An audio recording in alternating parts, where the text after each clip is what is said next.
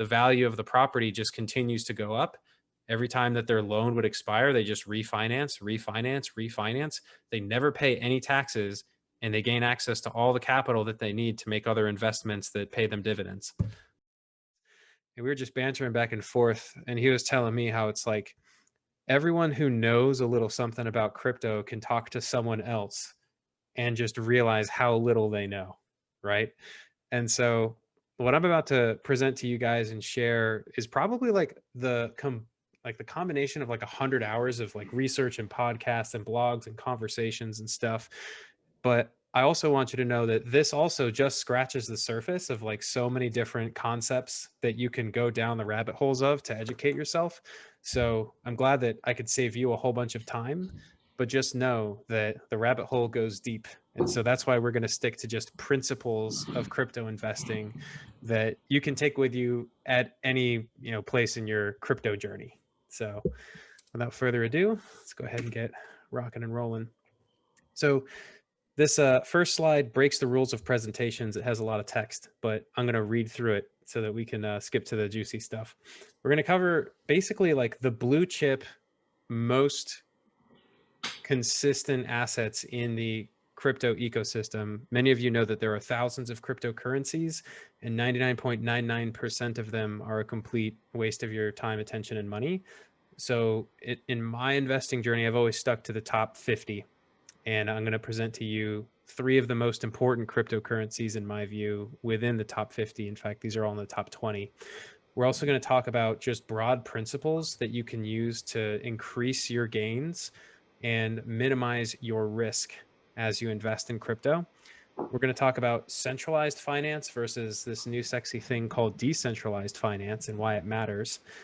And we're going to talk about minimizing your tax exposure as you invest in crypto. And I'm going to give you some really fucking cool examples of like how you can hack life and buy a house with no money down in crypto. So that's my hook to keep your attention for the next little while. All right, without further ado, everyone, welcome to the 4th crypto bull run. This has happened 3 times before. And if you've never seen this chart before, basically what it is a logarithmic representation of the entire cryptocurrency market cap.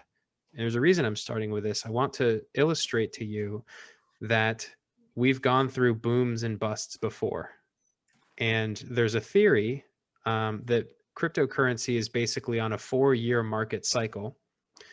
And as you can see here, back in 2011, 2012, we had this blow off 1000x move, and then we traded sideways along this fair value line for a couple of years. And then we had this blow off 100x move, traded sideways, blow off 50x move, traded sideways.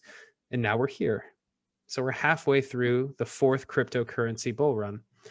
And one concept that I want to illustrate, here, we'll mute. One concept I want to illustrate is that if you just buy and hold crypto for a long enough period of time, even if you buy at these tops, you move laterally over and you wait 3 years, you're fine. And then you 10x your money. And if you buy at the top and you wait 3 to 5 years, you're fine. You 5x your money. So the question is like, is it too late to invest in this bull run? Look, we're already overvalued by 245% according to the historical data. It depends on what your time horizon is. That's what I want to start with. Is like if you're buying and holding crypto for the next 10 years, pile your money in, you'll do fine, most likely.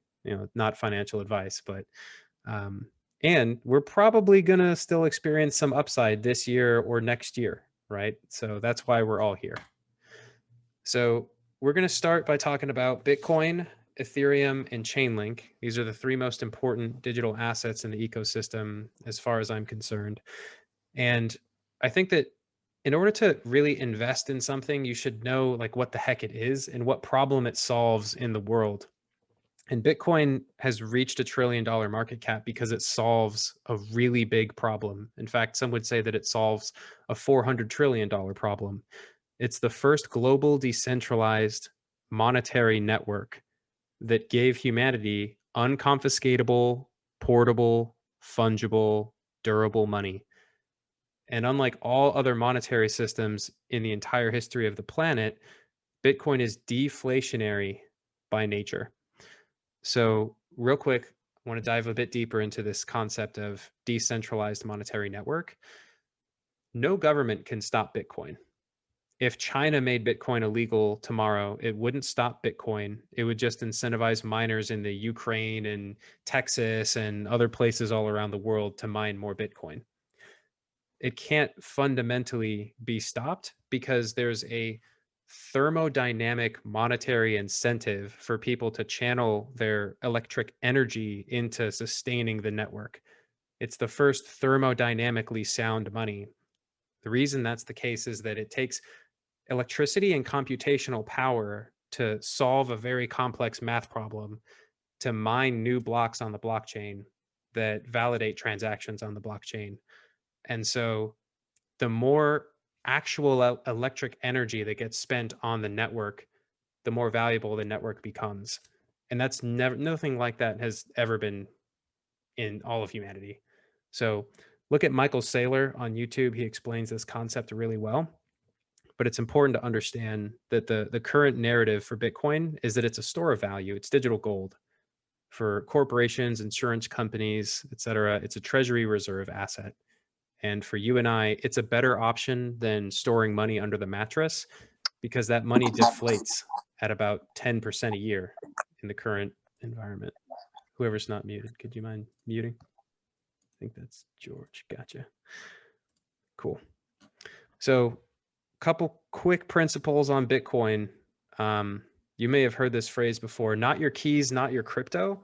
What that basically means is when you invest in Bitcoin, if you own your wallet, you actually own your monetary energy. Like you actually have full sovereign control over your monetary energy, and you're not outsourcing the responsibility of custodying your monetary energy to some third party like a bank or a cryptocurrency exchange. You're in full control. And in order to have full control, you have to create what's called a seed phrase. And if you don't own control of the seed phrase, it's not your cryptocurrency.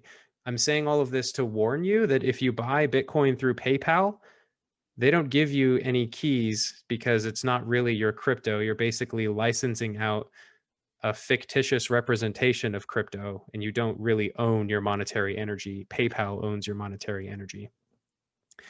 If you're going to speculate on altcoins, my recommendation, or at least what I do, is I take profits into Bitcoin, not just USD, because I believe in the macro view that the price of Bitcoin is going to go up as there's more monetary inflation. So that's an important principle. If you take all of your profits just into USD and then USD deflates at 10% a year, within 7 years, you lose half of your wealth. But if the price of Bitcoin on average for the last 10 years has doubled every year, you take your profits into Bitcoin, in 7 years, you're doing very well. And when it comes to Bitcoin, the name of the game is to stack Satoshis, and Satoshis are just a little, I don't know, hallmark name for like 1/10 millionth of a Bitcoin, because when they created Bitcoin, Satoshi Nakamoto, he envisioned it going to $1 million, and that's kind of the macro view. Anyway, you want to hold and never sell unless you absolutely have to, and we'll get to that in the tax portion towards the end. So we've talked about Bitcoin. Bitcoin has the largest market cap. It's like 1.1 trillion or something right now. And then we have Ethereum in second place. And Ethereum is like the next quantum leap forward of technology in the blockchain space. And they made this thing called smart contracts. And smart contracts, very simply, are just applications that run on the blockchain. So they allow you to do all kinds of cool stuff, like build decentralized finance applications where, without having to trust any government, without having to trust any centralized source of knowledge or any central authority, you can transact, you can build applications that do certain things, like allow you to take out insurance policies or allow you to lend your cryptocurrency in exchange for a percentage yield. And today, thousands of cryptocurrencies live on the Ethereum blockchain. There's all kinds of what are called ERC20 tokens. But the point is that basically Ethereum is the largest smart contract platform, the largest decentralized application platform. And so I call it the category winner. And this concept of category winners is going to be important. So again, it's the category winner for what's called the base layer or layer one. There's all kinds of applications that build on top of it. That's called layer two. One problem that Ethereum is facing right now is that there are very, very absurdly high transaction fees. I tried sending some Ethereum earlier today and learned that it would cost me $111 worth of Ethereum in order to get it done. And other cryptocurrencies are trying to take Ethereum's market share by either copying and pasting their technology, but having lower fees, or just doing things in radically different ways to have lower fees. So we'll talk about how even though Ethereum is the category winner, and that's probably where you want to place your largest bet because rewards disproportionately go to the category winner, you're going to want to hedge your position in Ethereum with their top competitors like Cardano and Polkadot. In order to solve this problem, Ethereum is trying to move to ETH 2.0, which is going to, long story short, change the way that transactions get validated on the network and lower fees. That's called proof of stake. But that's a speculation whether or not that'll all pull off. So this is like some of the protocols, companies, data and analytics firms, derivatives, trading platforms, and exchanges that live on Ethereum. And a lot of these symbols that you've never seen before are in the top 100 cryptocurrencies by market cap. So Ethereum is this base layer upon which literally hundreds and hundreds of billions of dollars of economic value and activity are just swashing through the world every single day. So it's important to understand, like, this is why you want to bet on Ethereum, generally speaking, is because it's attracted the largest network effect of any layer one smart contract platform. And then in a similar vein, but very different, ultimately, we have Chainlink. What Chainlink is it's the category winner of decentralized data oracles. And I'll explain what a data oracle is. Basically, if a smart contract needs to know what the weather is in any given geographical location in like Fiji, the blockchain has no way of doing that. The blockchain doesn't talk to outside data. It doesn't talk to outside systems. And so Chainlink essentially solved that problem by making it so that their platform, which is not fundamentally a blockchain, can go and scan the internet and find these sources of truth and then bring that information back onto the blockchain. And so that's totally revolutionary because it makes it so that smart contracts and decentralized applications can have access to way more data that doesn't have to live on the same blockchain. And so all of the layer one protocols, with the exception of like Cardano, that are in the top 100, use Chainlink in order to build out their decentralized finance like infrastructure. So what this ultimately represents is, you know, hundreds and hundreds of different partnerships across all kinds of different layer one, whether it's Ethereum or it's Ethereum's competitors. Chainlink is like the dominant category winner for data oracles. Oh, and I thought I had another slide in here. I'll briefly explain before moving on. How do you go back? There we go. So Chainlink is an important asset to have in your portfolio, in my view. At least I invest in it because it's an ecosystem bet on the entire cryptocurrency asset class. If you think that Ethereum and smart contracts and decentralized finance are going to grow, then Chainlink will grow as a result. If you think that Polkadot and Solana and other competitors of Ethereum are going to eat up Ethereum's market share, then you should own Chainlink because they're going to need Chainlink in order to, you know, build out their decentralized finance to stay competitive. So pretty much if cryptocurrency as an asset class is going to go up, then the demand for Chainlink would also go up. And so the concept of ecosystem bets is really useful to think of. There's several other assets that kind of fall under the same category. Band, B-A-N-D protocol is a direct competitor for Chainlink, and that's what I hedge my bet on Chainlink with. Thorchain, or Rune is the name of the token, is basically a cross layer 1 blockchain decentralized exchange. So if, you know, people want to exchange cryptos without, you know, giving out their KYC information to Coinbase or Binance, then Rune is going to be a good option for that. So when you're thinking of investing, try to find ecosystem bets and have a portion of your portfolio, you know, betting on the entire ecosystem rather than individual projects. So we're going to talk a little bit about decentralized finance versus centralized finance now. With DeFi, I want to actually highlight this bottom point first. You're the absolute owner of your funds. Like there's no central company. Like you own the wallet, you own your crypto, you deposit your crypto into, you know, a protocol and it starts making you money. Like that's ultimately what DeFi can do for you. You don't have to provide your identification, which is also really nice because that slows things down a lot. Benefits of centralized finance is like, you know, benefits and promo codes and referring your friends and getting free Bitcoin and stuff like that.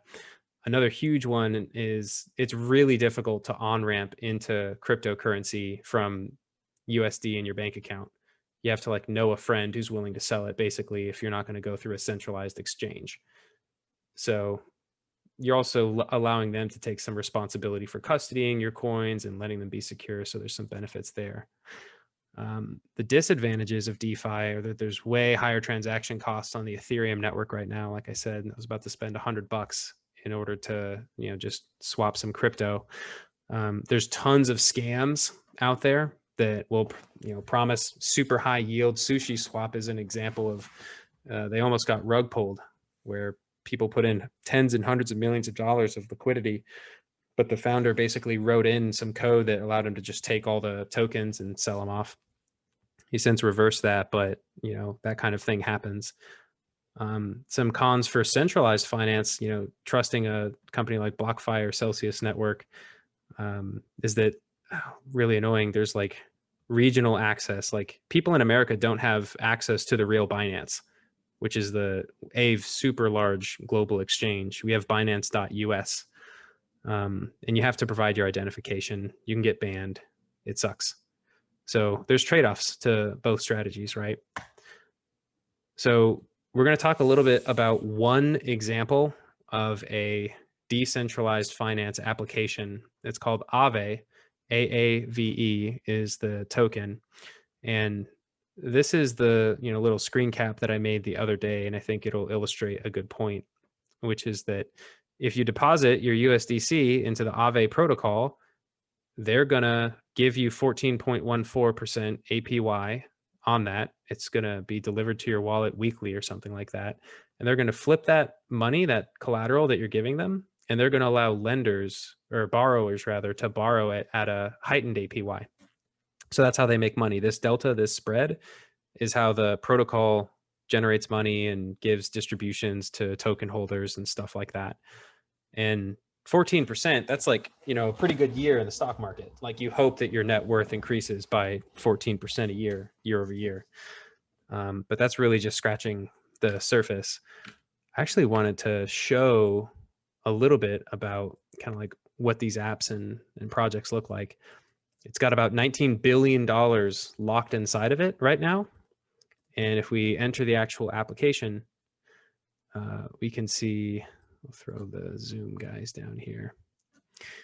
We can actually see that there's a variable APY inside of this market that we're in, which is the AAVE V2 market, and the APYs are a lot lower.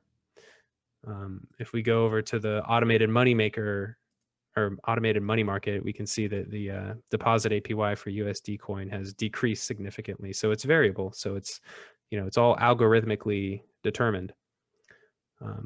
So there's tons of stuff that you can do on here. It's worth playing around. It's worth watching YouTube videos on to better understand. But that's the basic model, right? Is without trusting any centralized company or anything, there's this delta, and the protocol is making money. The more liquidity gets added to it, and you can make money by joining the fund. All right, there we go. Go back to. So yeah, we basically covered this information on the website. I'll skip the rest of it. AAVE also has a token, and you can stake that token to earn a 7% yield on the token itself. And I'll just take a minute and pause here and just kind of talk about like what staking is. Proof of work is what Bitcoin operates off of. Computers have to do really complex equations for, spend tons and tons of energy and time in order to validate transactions on the network. Someone really smart, or a group of people who were really smart, said, that's dumb. That's going to take up way too much energy. We need something that's like more thermally efficient.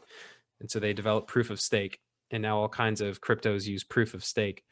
And that just means you put up your crypto and say, I'm going to contribute to this massive pool of crypto that says this transaction is legit, this transaction is legit, this one is not legit.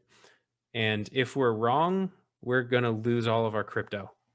That's one super maybe oversimplified way to put it. So you're staking your cryptocurrency and saying like, these are all legit, these are bad transactions, these are good transactions, and you risk losing it. The risk is insanely low though. Like someone has to try and hack the network in order for you to lose your tokens. So anyway, tons of cryptos allow you to earn passive income just by staking the token. It's considered a relatively safe way. The yields are lower in general on average. That's why you see like a 7% here instead of 14% like we saw for lending it. But that is another valid way to compound your cryptocurrency. So now we're going to talk about Celsius Network, which is the centralized finance way of earning solid yield on multiple types of digital assets. So you can see here that with Celsius, you can actually earn 6.2% in Bitcoin. So if you have 10 Bitcoin, you'll get 0.6 Bitcoin per year, right?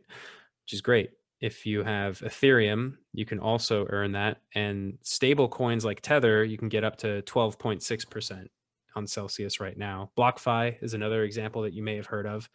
And this is it's more or less the same result, except for you're taking on a little bit of counterparty risk by depositing your coins inside of this company.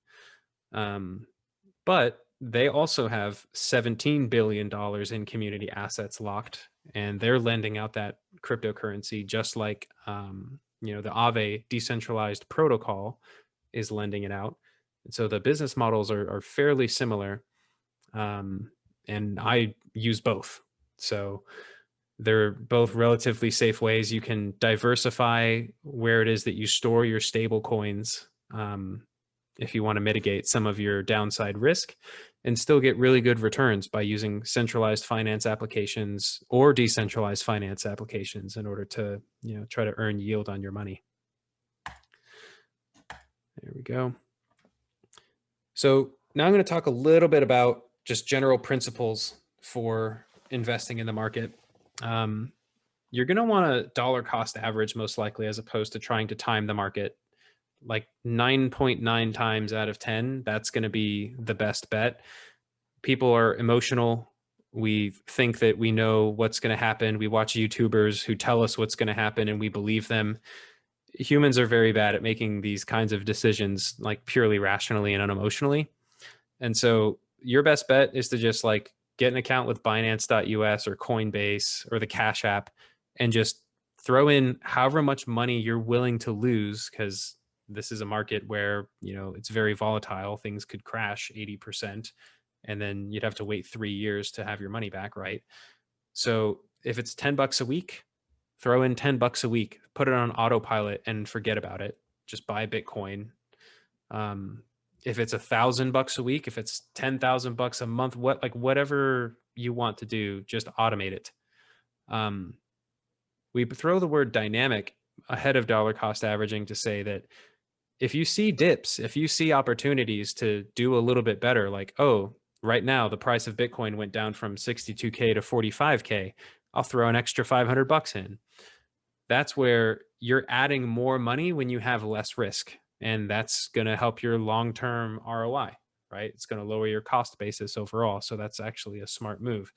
And you can automate that with limit orders.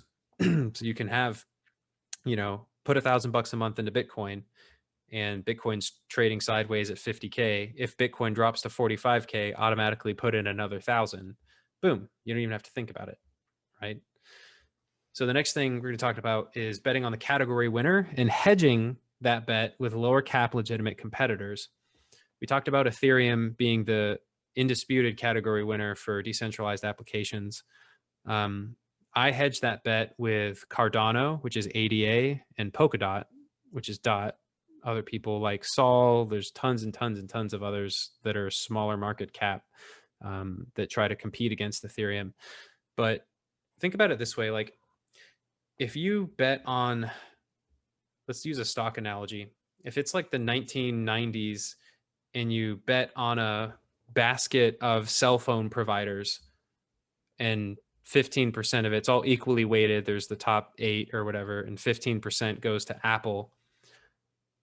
Most of the others are going to go to zero or trade sideways or give you a 50% return. And then Apple's going to 50x over the course of the next several years. So the category winner, like Amazon, destroyed hundreds of thousands of businesses and just bankrupted them. And then the stock of Amazon skyrocketed.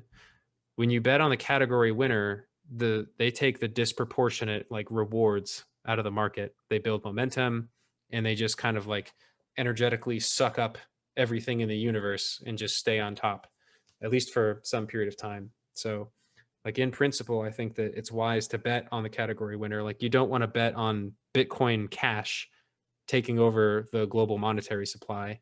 You want to bet on Bitcoin doing that. And you want to hedge that bet with a small position in Bitcoin Cash if you think that that's a legitimate competitor to Bitcoin. So similarly, do it with Link and Band, do it with Ethereum, ADA, and DOT. Hedge your bet, place your biggest bet on the category winner. And then try to find plays that are index plays or ecosystem bets. People often consider ETH as an index of altcoins because over 3,000 altcoins exist on Ethereum, and the more altcoin demand there is, the more Ethereum demand there is. That's also true for Binance Smart Chain and their ecosystem. That'll be true for Cardano and their ecosystem. So betting on the layer 1 protocols is kind of like an ecosystem bet for that protocol. And then Link and Rune are sort of examples of this as well. All right, so now we're going to go to that fun part that I hooked you with, buying a $1 million home with 0% down in crypto. So you can read the text. It's actually a really simple concept. Celsius Network, which is the centralized finance provider that we talked about earlier, you can actually get really freaking good loan products from them, where if you provide 4 times as much crypto in collateral, you can get cash out at a 4-to-1 LTV and 1% interest on 3-year terms. And what that means is, if you take out $50,000 in cash with that loan product, you're going to pay $40 to $50 a month in interest. And that's it for the next 3 years. So with that, you can take out that 50K that requires, 200K in Bitcoin and Ethereum, but you finance that. Now you have access to that 50K in capital. You can go to a conventional lender and get approval to put 5% down on your first home at about 3% interest over the next 30 years. And so that 50K that you took out is now that down payment on that $1 million home. You will have to pay some closing costs in order to do that in real estate. But that's how you can effectively turn $200,000 in Bitcoin into $1 million in real estate using leverage. And all the interest that you pay back to Celsius and to your lender is getting devalued at something ridiculous like 10% a year in the hyperinflationary environment. So that just shows the art of the possible. You can hack life. If you have the capital in crypto, you can do quite a lot with it. Here's another thing you can do with about 200K in capital. Step 1 is get a bunch of crypto. And then step 2 is supply that crypto in stable coins. So cash out, turn it into stable coins, into these decentralized finance liquidity pools, or lend it to leverage traders and earn 20% APY. There's a ton of different ways to get that kind of 20 to 30 or more percent APY in crypto. And now, unlike before where you had to have about $1.6 million in stocks to earn 50K a year in dividends, you can do that with 250K and generate $50,000 a year in stable coins as passive income. So we've basically decreased the amount of capital that's required in order to completely financially sustain yourself in 99% of the continental United States. It takes like 80% less capital. So that's what crypto can do for you. It's pretty great. All right, now let's talk about taxes, because one of those strategies actually incurred a taxable event. So let's talk about the two different types of taxes you can generally run into with crypto, and then how to avoid ever paying taxes in crypto. First of all, you're going to get capital gains if you turn your crypto back into fiat, or if you buy goods and services. That's a common thing. So if you bought a Tesla with your Bitcoin, well, you could still do that. And you bought your Bitcoin for 500 bucks and you sold it for 50K, that's going to be a taxable event. You're going to have to pay capital gains on that. Long-term capital gains is about 15% to 20%, depending on what state you're in. Short-term capital gains, which is 1 year or less, can be like 30% and up. So be careful. You're going to want to hold your crypto for at least a year before you think about cashing it out. And then also, swapping digital assets creates a taxable event. So careful.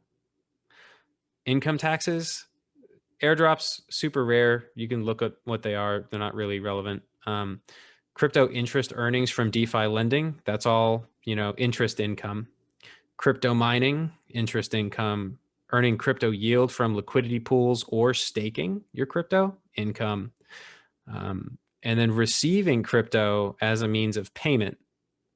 And there are people that sell drugs on the dark web and they take Monero and they don't really care about this, but I wouldn't recommend being one of those people. But anyway, if you want to legally avoid ever having taxes on your crypto, you use loans, you finance your crypto in order to get exposure to the capital without actually incurring a taxable event. So you use a company like Celsius Network to finance your crypto. If you think that you can make $50,000 over the course of the next 3 years and be able to pay that loan back, then you can just take that 50 grand, invest it into whatever you want, whether that's your lifestyle or something that's going to return more than 1% interest.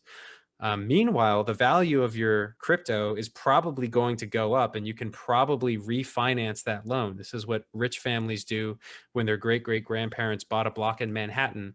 The value of the property just continues to go up.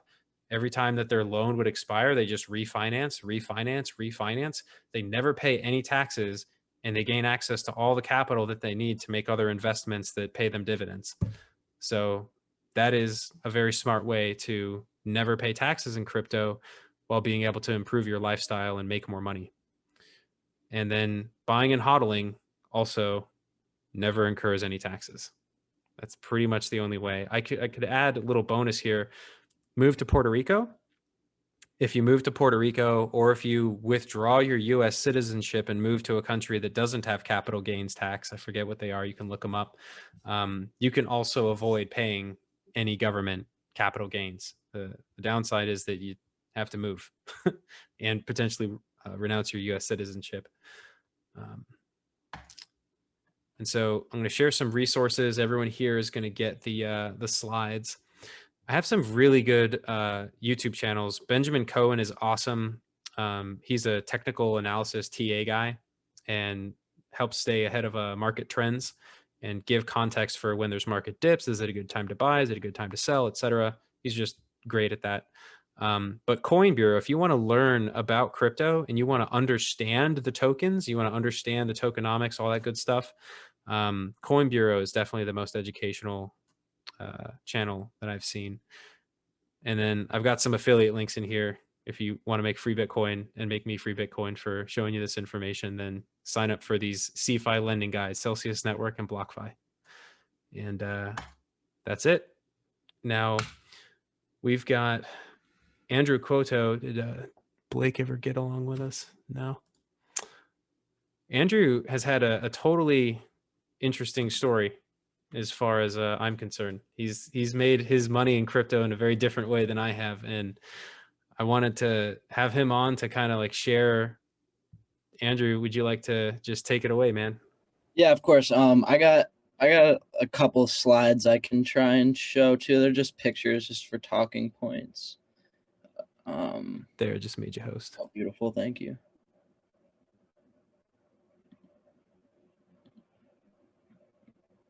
It's having me go into my system preferences. I'll just talk.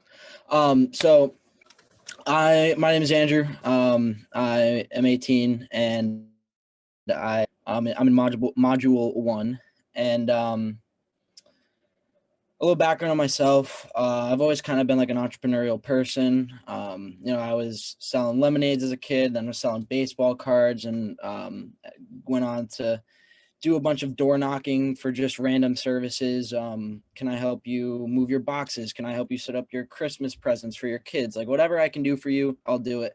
And so I've always tried to find alternative ways to make money other than just working an hourly job. And to move forward, about 7 months ago, I got into a really bad car accident. And one of my best friends at the time was sitting in the passenger seat, and she wasn't wearing her seatbelt, and she got really, really injured. She's completely fully recovered now, thank God. But I ended up getting into some legal trouble because of this, and have been home confined pretty much, besides like work, school related activities. Been home confined for the past about 7 months. So it's been a tough couple months, but I decided to really make the best of the situation. So I decided to fully immerse myself in learning about stocks, investing. And the first book or information source that really opened this whole world up to me was Rich Dad Poor Dad. As soon as I finished that book, I was like, oh my God, like I went all in. I started reading every book I can find, podcasts, YouTube videos, just trying to flood my brain with information with all this time I was sitting on. And so a turning point was back in February. I'm sure you guys are all familiar with GameStop. My buddy sent me a screenshot of GameStop going to $32, and I flew home and I'm researching who else is shorting GameStop. Anybody else buying GameStop puts? Like, this is ridiculous. GameStop should not be at $35. Only to find out I was completely in the wrong, and that something really massive was about to happen in the financial markets. And so I ended up buying into GameStop, did pretty well with that. And really opened my eyes to like the massive things that can happen in the financial markets. Fast forward about 2 months, I was always lurking Reddits, in some Discords, some Telegram chats, and I start to see all these little very micro cap cryptocurrencies popping up. Buy this, 0.00000 of whatever. And yeah, it was interesting, and I did some research on it, but never really thought too much of it. And then maybe about a week after that, my aunt, her name is Audrey McClellan. She is like a mom blogger. She writes books, she writes YouTube videos, podcasts, all that stuff. And she's very good friends with this lady named Kemi Sue Fisher. And she is, the best way to describe her is like a mini Gary V. She really prides herself on being to the first of the next big thing. When Amazon and selling on Amazon first came out, like that was her thing. Like her nickname is like the Queen of Amazon. She did like over 2 billion in sales on Amazon. So she was telling my aunt about this small cap crypto thing and how it's the wild west right now, and there's no regulation. My aunt just didn't understand a word of it. So she was like, oh, my nephew is really interested in this kind of stuff. Do you want to jump on a phone call with him? Jumped on a phone call with her, and she was just telling me, she was like, how familiar are you with MetaMask and being able to use Uniswap and transferring all these coins? And I was like, I understand how to do it. I haven't really used it too much, but I get the basic idea of it. And she added me to some Telegram group chats that I was nowhere near qualified for, and started hearing a ton about this small cap crypto called SafeMoon. And SafeMoon, I'm sure you guys all heard, did extremely well, going hundreds of thousands of percent. and did really well. And the biggest thing that I think for looking for small cap cryptos is their marketing, because the only idea and goal behind buying small cap crypto is to buy something at a lower price in hopes to sell it to somebody else at a higher one. And you're not looking at their financial statements. There's no real fundamental analysis. And with they're having Jake Paul tweet about it. It's trending on Twitter for like a week. It was most viewed on CoinMarketCap for like 2 weeks. So there's all these signals that has a huge the term pump potential. And if you have been paying any other attention into the shitcoin or crap coin world, I'm sorry. There have been coins called like Tits Coin that have gone hundreds of thousands %. Elon Sperm. I bought into Cum Rocket that did ridiculously well. Like all of these little coins that have what we call pump potential, just do ridiculous amounts of percents. And I was just lucky enough to get in at the right time and have that conversation with this lady Akemi at the right time. And this is something that I got my dad involved as well. And both of us have kind of we've combined forces on this, and we've done pretty well with it. It's not investing; it's very strictly gambling. And yeah, I guess that's kind of the wrap. I guess one thing I can kind of say is talking about exit strategies. It's a tough topic. There's when I was actually in Disney when SafeMoon went on its major run, and so I wasn't really paying attention too much. And you open your computer and you're like, oh my god, like that's a staggering number you're looking at. And I'm talking to my dad. I was like, Dad, like we got to take some profits here. Like what are we doing? And it's tough. My dad, I was the one who's kind of teaching my dad all this stuff. And he's like, it's going up. And I'm like, Dad, like we're up a lot of money here. Like you gotta take some profits. And that was like about 2 months ago. And now maybe about in this past 2 weeks, I would say it's been a lot harder to find those winning cryptocurrencies, because there's so many, or winning small cap coins, because there's so many scams, as Nick was talking about. There's so many groups of little people who are creating an ERC20 token and owning 30% of the supply just to rug pull and leave the rest of the investors bag holding. So finding those cryptocurrencies in the last 2 weeks have definitely been a lot harder. Microcaps, thank you. And my exit strategy for the ones in the last 2 weeks has definitely been radically different. I probably sell half my position around a 10x to around 8x, 6x, somewhere around there, just because I don't really trust it as much. There's so many different coins being created right now.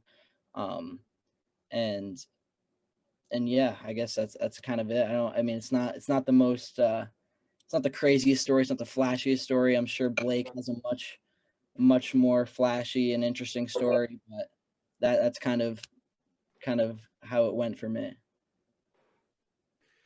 That's brilliant. And Blake's super freaking similar, dude. It's so crazy to think like I'm putting in all this like time and energy and like thinking about how to balance a portfolio and stuff. And like, yay, it eventually 6 and 10x's and I feel great. And then like in a week, fucking poo coin 35x's and like makes people 5 times more money than I ever did.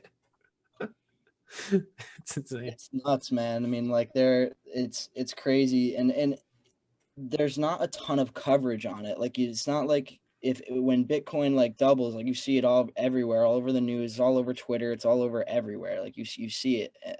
And with shit or crap coins, I'm sorry. You're good. I don't know. I just didn't really see it everywhere. I mean, like you saw SafeMoon probably on Twitter all the time, but like I didn't really see like any media coverage. Like people are becoming ridiculously rich on this stuff, and I just don't see any coverage on it. You know. Oh God, Lena. That's the worst crypto I've ever heard of. Oh man. Well, I'd be curious, Andrew. Like we're gonna, wrap up on the recorded bit in a little, and then we'll just open it up into a general conversation. But while we're on the record, like what ultimately made you feel confident in like placing the bet if you knew that these were speculations? Is it just like, oh my God, look at the track record of this other thing? It's 50x'd. I need to get like, how did you come to pull the trigger? I mean, a lot of FOMO, I would say. Yep. I like you said, like you see all these coins doing ridiculous of percents. And I had that phone call with the Chemi, who's ridiculously smart and ridiculous, has a ton of power and is very high level. So if she says something, it's most likely probably right. And I think that it was just gambling. I never put more, like combined with me and my dad, I don't think we put more than like a 1,500 into one certain coin. And maybe even probably less, maybe like 1,200 to like 1,000. Like we never put a substantial amount of money into a coin. And he probably had like maybe 75%. And I was throwing the other 30 or 25%. And yeah, I think it was just really a gamble. Like you see all these coins doing crazy percents. I have a Chemi telling me, yeah, this is the wild, wild west. Like you got to get involved in this. And I just kind of took the risk and took the jump. Um, Thomas, how many different shitcoins do you buy? So I probably bought around 20 to 30, and I've probably been successful with around 8. I've probably had more or less of losses, but non-successful buys than I've had successful buys. And those non-successful buys have pretty much all been in the last month towards the end of this kind of thing for me, because there's so many different coins coming out now and everybody's trying to get involved. But those 8, I would say that I would say 6 of the ones that were successful were more so about 2 months ago, just because it was kind of an untouched market and there was not as many people involved. I got a quick question, Go if for it, that's all Lenny. right. Yeah, please. With the purchases which are not successful, were you losing a lot of money or were you just breaking even? Is there like a significant drop in your investment with those unsuccessful coins? So some of them, yes, because some of them were substantial drops because you could buy into a coin. I think this happened maybe two times, 3 times with me, and the developers just rug pull, and you're left with nothing.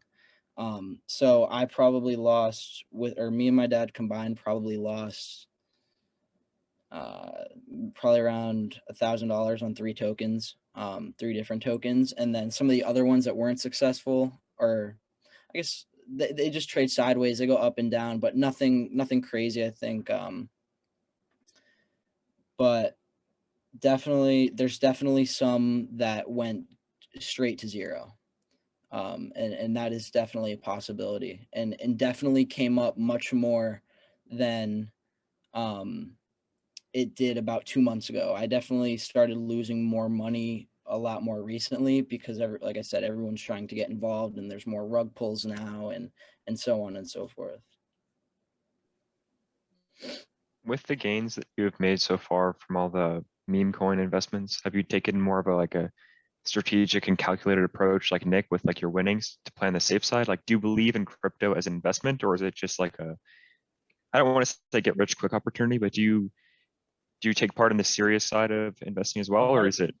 I started in the serious side. Like that's what I did all my self-education on. Like I was buying ETFs, I was buying Bitcoin and Ethereum, just holding when I was doing all this self-education. And then now I'm kind of reverting back to investing because I feel like I've kind of I've kind of popped the balloon on this meme coin thing, and I don't want to get greedy with it, and I don't want to continue and keep on trying to make more once I've already made so much. So I'm kind of just sitting on a lot of Ethereum and Bitcoin and USD coin right now. But definitely I am a huge long-term believer in crypto. Nick is ridiculous, way smarter than me in these things. Like I'm definitely not a genius. I just I got into the right things at the right time, and now starting to kind of revert back into that kind of serious mode of long-term investments. It's really smart what you're doing too, if you're reinvesting it back into crypto or stocks or whatever, because like that's going to build sustainable wealth for you over time. It's a very mature thing as well, because it's tempting to just keep YOLOing and aping into different coins until you have nothing left. Real quick, I wanted to share just kind of like a couple of different example portfolios. Can you make me host again? Actually, forgot that I did that. And then definitely want to open it up to questions about the long-term or the short-term strategy. And like technically speaking, we have to remember that this is still a short-term strategy to get rich. Like you can multiply your wealth 5, 10x, 20, 50x over the next, decade. It all depends on like what assets you invest in. So here's two types of portfolios. The one on the left here mirrors much more closely to my own portfolio.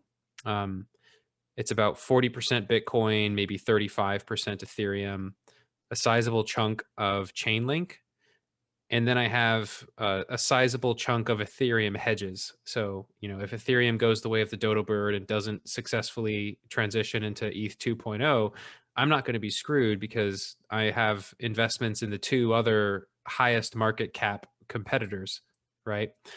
And then, some speculation on some smaller altcoins is fine to do because it's only 5% of the portfolio.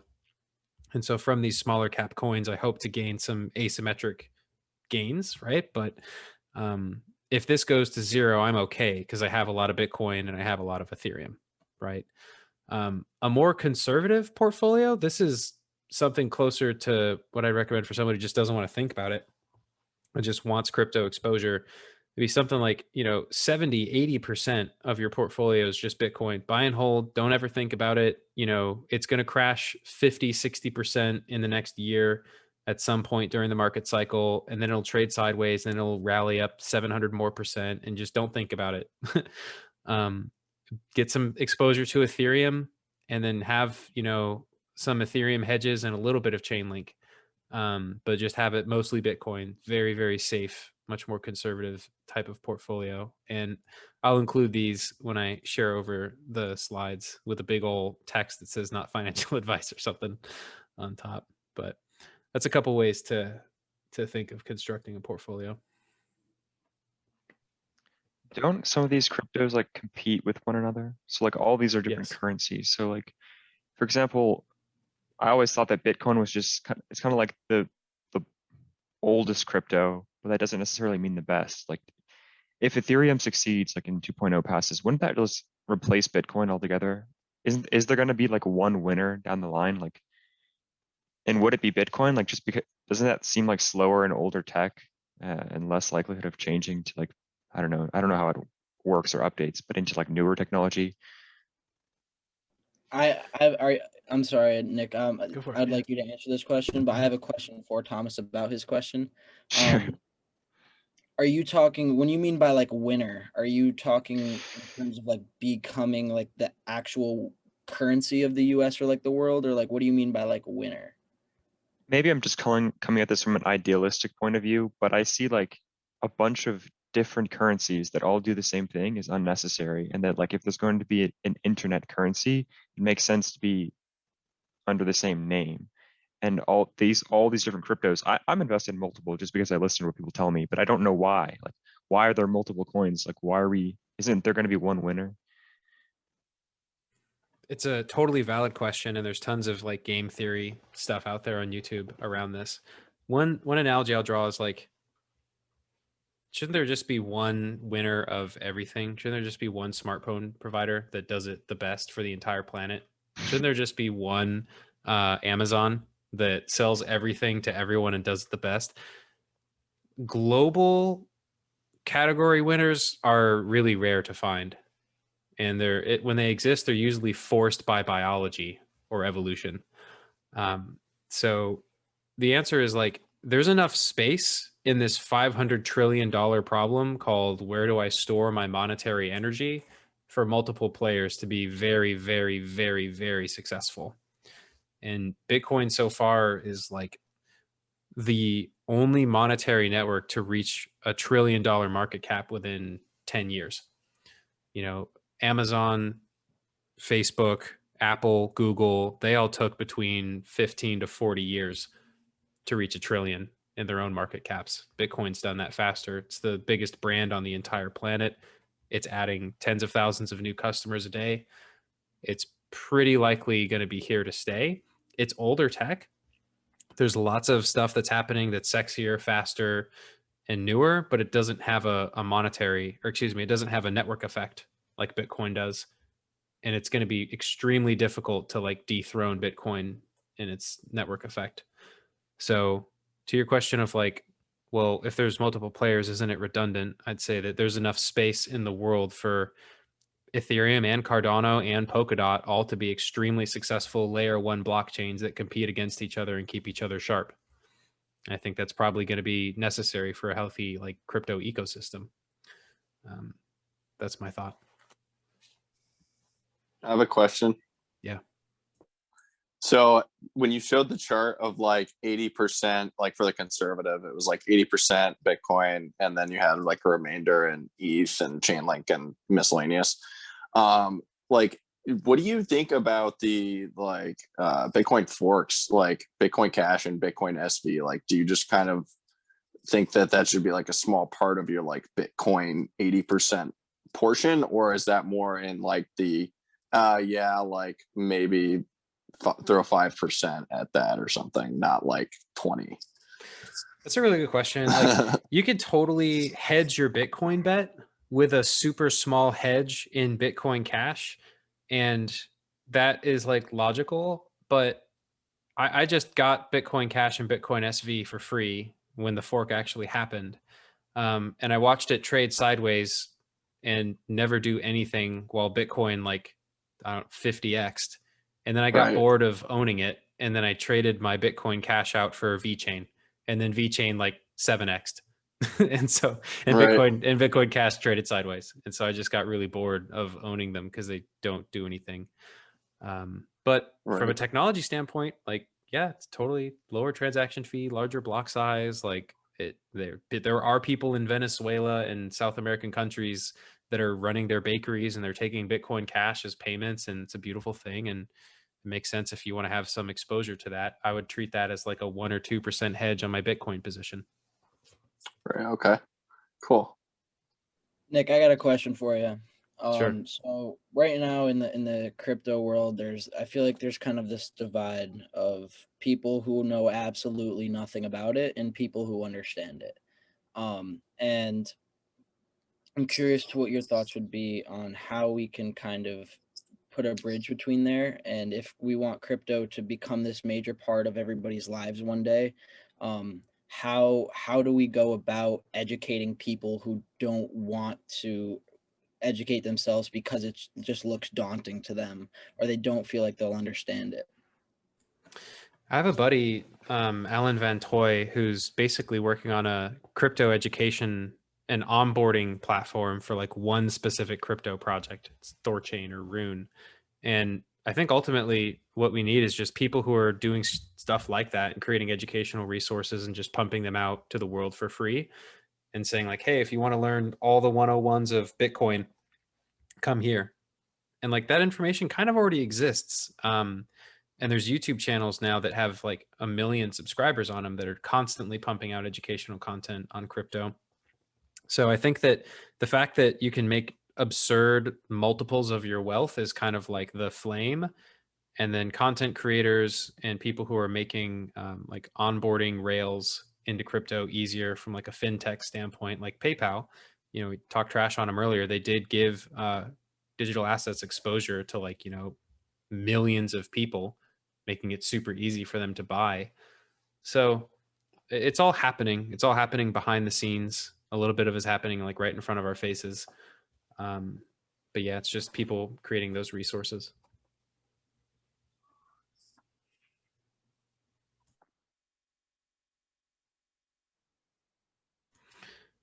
Any other questions for Andrew and I? Dope. Then I'll cut off the recording there, and we'll just like spend the rest of the time masterminding and shooting the shit on whatever.